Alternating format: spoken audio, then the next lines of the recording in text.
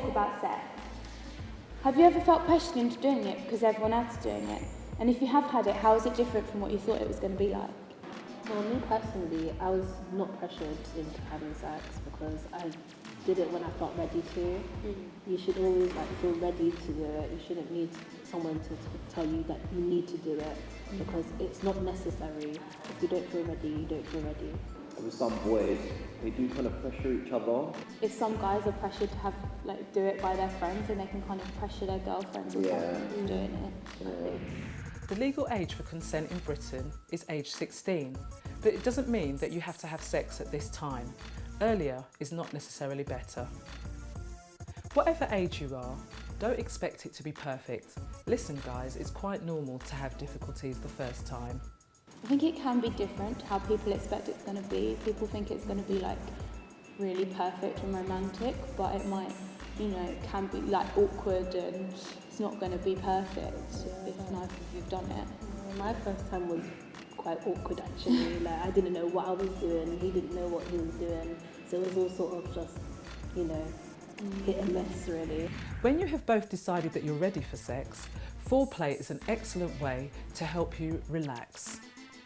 Foreplay gets your body ready for sex. This can include things like kissing, touching, massage, and even oral sex. Sex is messy. As your bodies become aroused, they produce fluids. For women, this is readying your body for sex. It is important not to be embarrassed about this, as it is normal and natural. It is important for both partners to give consent to having sex, but you should know that there are things that can affect the ability to make a sound decision, and drink is one of them. If you are in any way unsure that that person is unable to give their full consent, then the answer is just don't do it. You cannot give consent to sexual acts under the age of 16. Otherwise, there could be legal ramifications. The law defines a sexual act to be anything from heavy fondling through to full intercourse.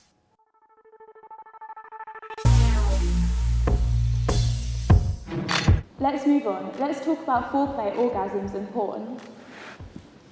Yeah, I think in porn, it kind of just puts out a certain kind of, unrealistic kind of idea. It's important for both partners to be kind of happy and ready for it when comfortable. Yeah, exactly. I think a lot of people think it's only 50% or something of women can actually have vaginal orgasm. So most the best, you've got to get a woman off. That's not necessarily the best way to do it. Yeah. Because the thing with porn that happens is that they're acting. So they're probably faking as well. Yeah, exactly. So it might not be as easy in reality to do everything that they're doing.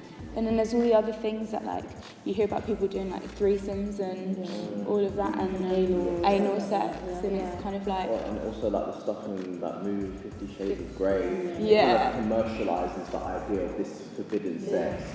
Sex can make you emotionally vulnerable. And you need to remember there is no contraception for the heart. So with sex, it's important that you make some really good choices.